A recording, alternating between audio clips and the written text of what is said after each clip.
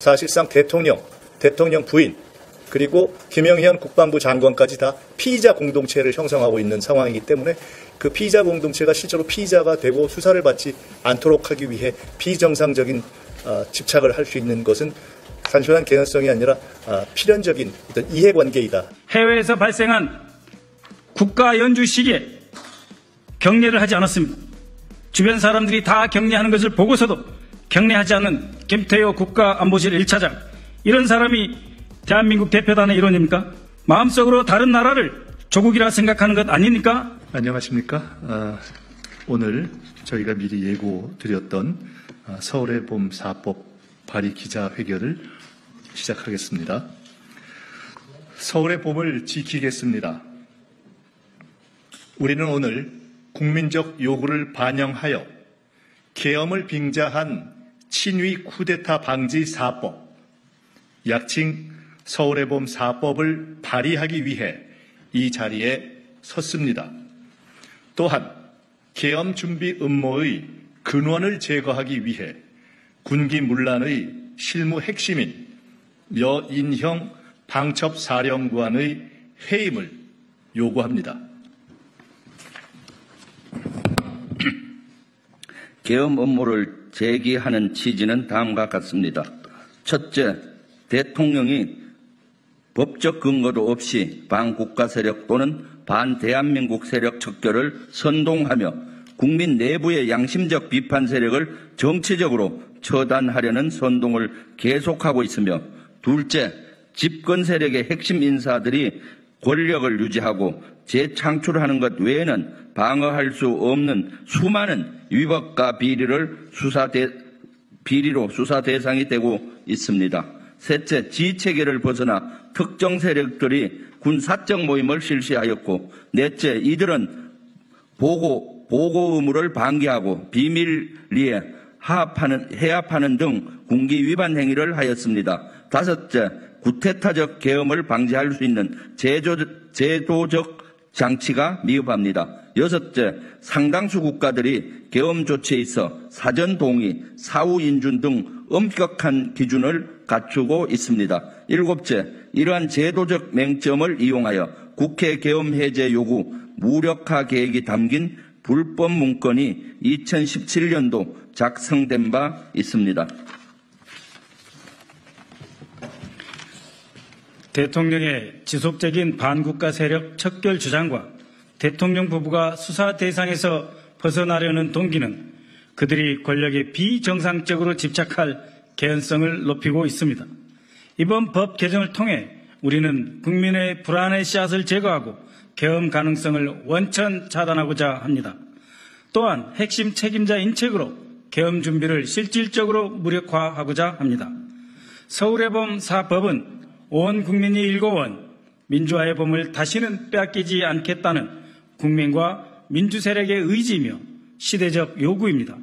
정부 여당이 그동안 계엄은 없다, 불가능하다라고 주장해 왔기 때문에 이 법에 대해 반대하거나 거부권을 행사할 이유가 없다고 믿습니다. 만약 계엄의 의지도 없고 가능성도 없다고 주장해온 총리와 국방장관 등이 거부권을 건의하여 대통령이 이를 행사하게 된다면 그 건의자들은 법적 정치적 책임을 면치 못할 것입니다. 이들이 거부권을 건의하는 순간 노골적인 계엄 의지의 표현으로 간주하고 이에 상응하는 모든 강력한 조치를 취해야 할 것입니다.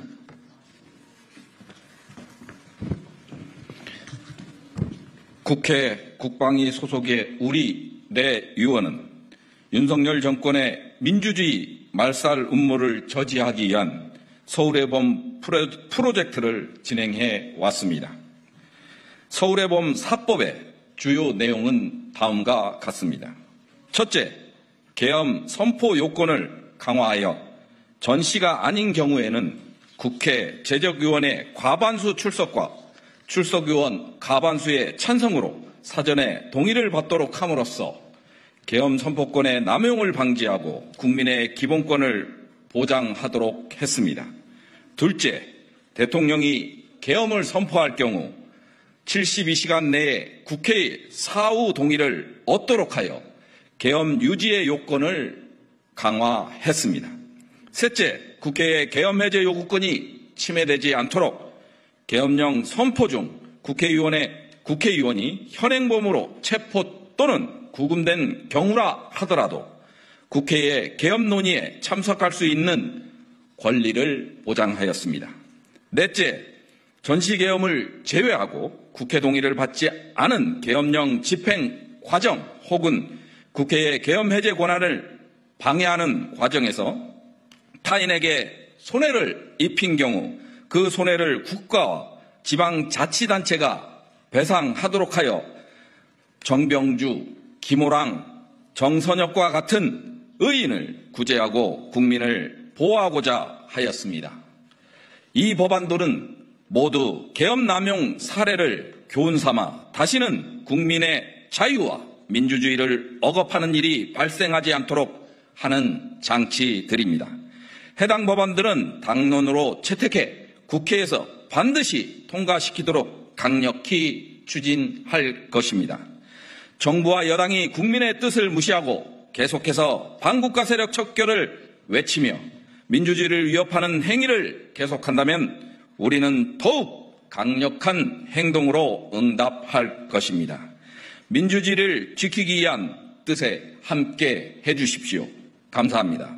2024년 9월 20일 국회의원 김민석, 김병주, 박선원, 부승찬.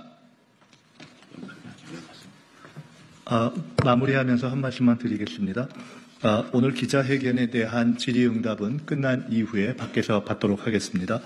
저희가 지금 읽어드린 내용과 배포한 내용 가운데 한두 군데 아주 기술적인 문장의 차이가 있는 부분이 있습니다. 저희가 최종 수정하는 과정에서 회람하면서 최종본과 최종 직전본이 이렇게 공유되어서 생긴 아주 기술적인 문제니까 큰 내용의 변화는 없으니까 참고해 주시기 바라고요. 실제로 저희들이 그렇게 읽었지만 전체적으로 인용하시거나 참고하실 때는 저희들이 지금 전송한 최종 파일을 참고해 주시면 보다 명확할 것 같습니다. 이렇게 기자회견을 마치고요. 이 내용을 마치면서 마지막으로 이 관련 질의응답을 받기 전에 우리 박선원 의원님께서 한 말씀만 더 보태 주시겠습니다.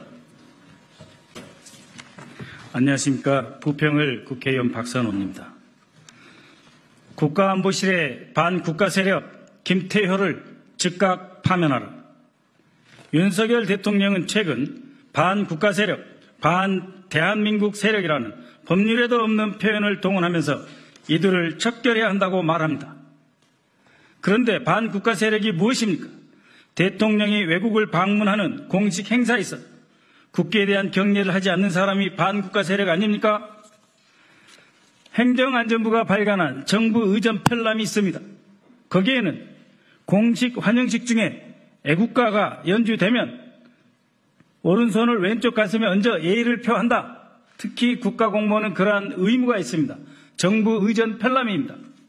그런데 바로 여기에 나와 있는 정부 의전 편람조차 무시하고 해외에서 발생한 국가 연주 시기에 경례를 하지 않았습니다.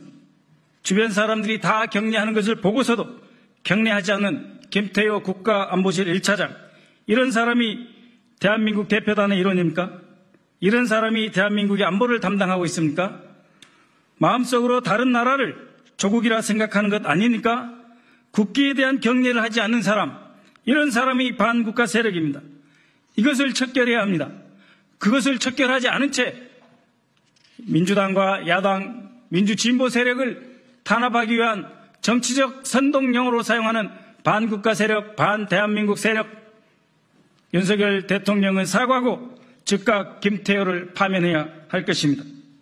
감사합니다. 아시다시피 이 문제를 여러 가지 정황을 저희들이 주시하고 있었고요. 실제로 이것을 최초로 언급한 것은 제가 기억하기로는 8월 18일 날 전당대회 중에 김병주 최고위원께서 한번 간단히 언급하셨고 8월 21일에 제가 첫 인사를 했던 최고회의 다음에 2차 최고회의에서 공식적으로 제가 근거 있는 확신이라는 표현을 써서 제기하였습니다. 그로부터는 딱 한 달이 지난 것입니다. 저희들이 그런 문제를 제기한 것에는 그 이전부터의 여러 가지 상황에 대한 주시가 있었기 때문에 그렇게 직접 언급으로 표현되고부터는 한 달 정도의 기간이 경과했다 이렇게 이해하시면 될 것입니다. 이재명 대표께서 여야 대표회담에서 그것을 말씀하신 시기는 그 한 달 중에 아마 중후반부에 해당한다 이렇게 이해하시면 될 것 같습니다. 요 배경 설명을 드리면은 사실은 김용년 현재 국방부 장관이 지명되고부터 이것이 배경이라고 볼 수 있습니다. 왜냐하면 현행 계엄법상 계엄을 건의할 수 있는 사람이 2명인데 행안부 장관과 국방부 장관입니다. 김용년 국방부 장관 지명자가 장관이 되면은 행안부 장관, 국방부 장관 다 충안고 출신이 건의를 하게 되는 거고요. 그러면 국무회의를 통해서 대통령이 제가를 하면은 계엄이 발동이 되는데 계엄법이 시행될 때 키맨은 3사람입니다. 국방부 장관과 계엄사령관, 방첩사령관이죠. 그런데 그 3명 중에 국방부 장관과 방첩사령관이 충안고가 되고요.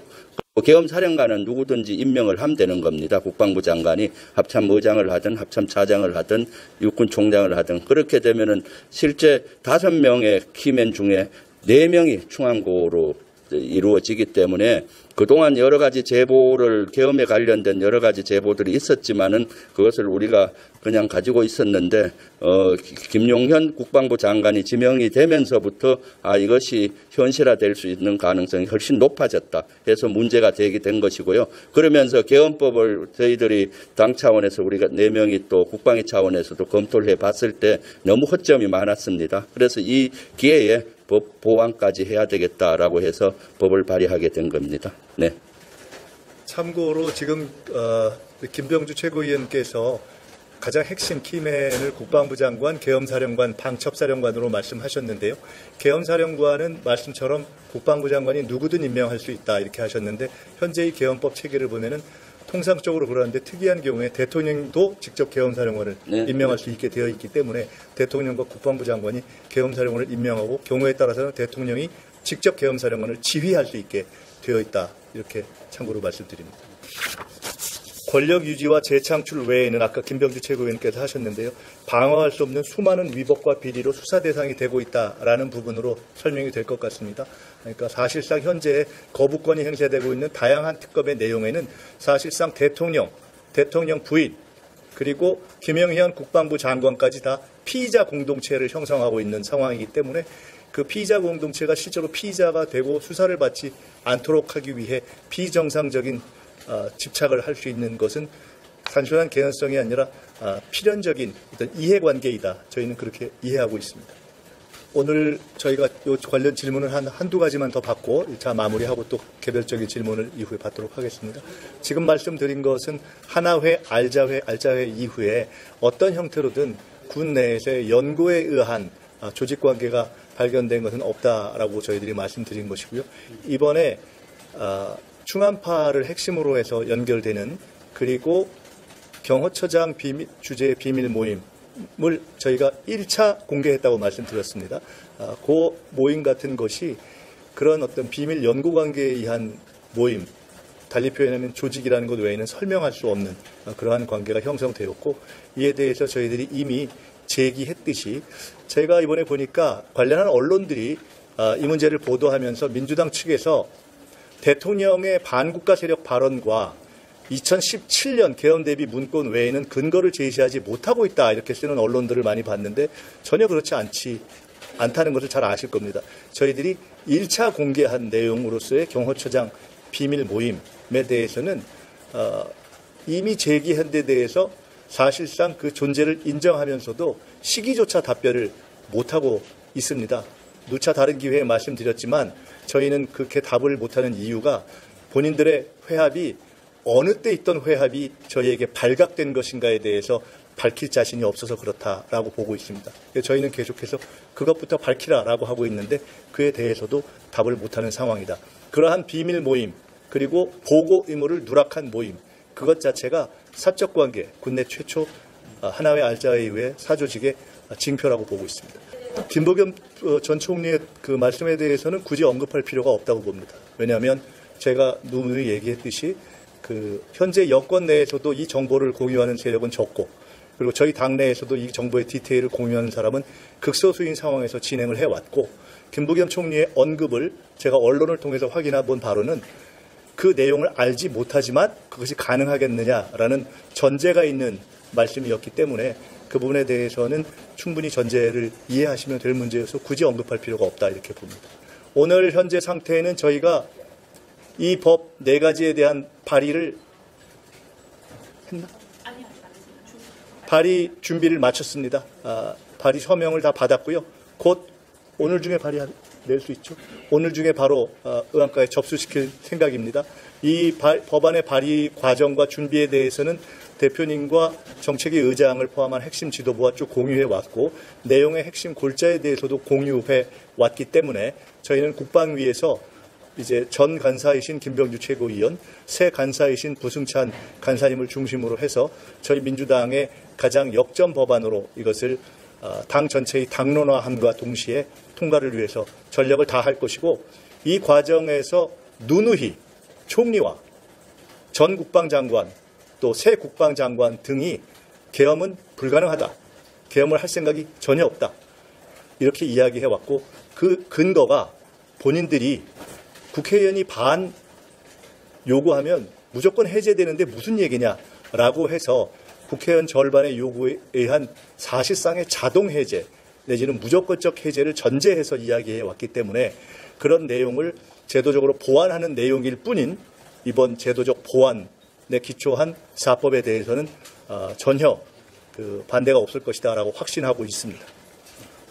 나머지는 기억이 머릿속에 없다고 했어요. 네, 대통령실도 다 그렇게 이야기를 했기 때문에요. 이 부분에 대해서는 아마 총리, 국방부 장관, 대통령실, 대통령, 안보실장 누구도 이 법에 대해서 반대하거나 또는 간히 거부권을 건의하거나 행사할 생각을 못할 것이다. 이렇게 확신하고 있다는 말씀 드립니다. 감사합니다.